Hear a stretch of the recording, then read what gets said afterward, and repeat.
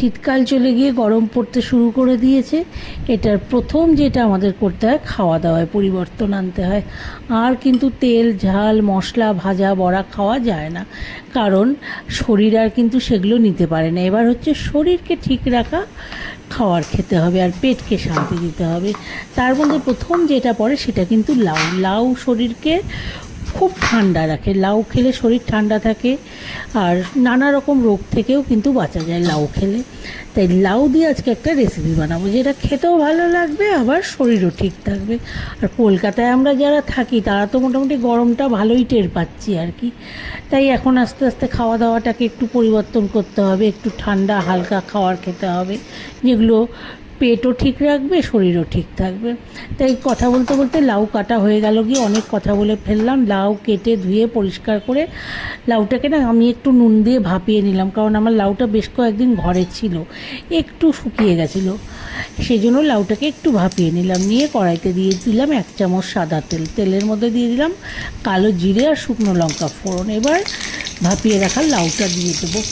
আর আমি পোস্ত কাঁচা লঙ্কা আর আদা একটু বেটে রাখছি, এরপরে ওটা দেবো আর কি। এর মধ্যে প্রথমে লাউটা দিয়ে দিচ্ছি, দিয়ে এটাকে 3-4 মিনিট একটু ভালো করে সাঁতলে নিতে হবে।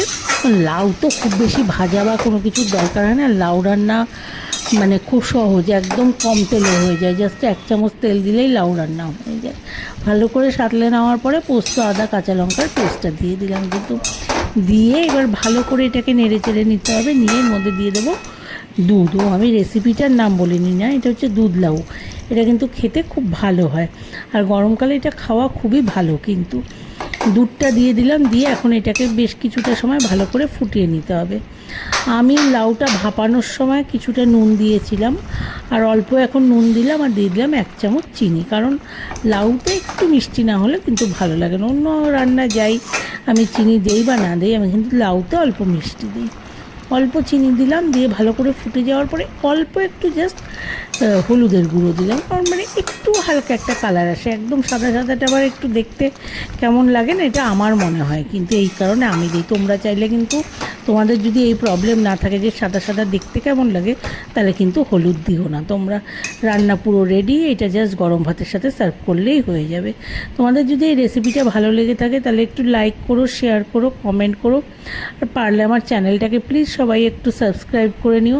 রেসিপিটা যদি তোমাদের ভালো লেগে থাকে একটু কমেন্ট করে জানিও কিন্তু যে কেমন লেগেছে তোমাদের।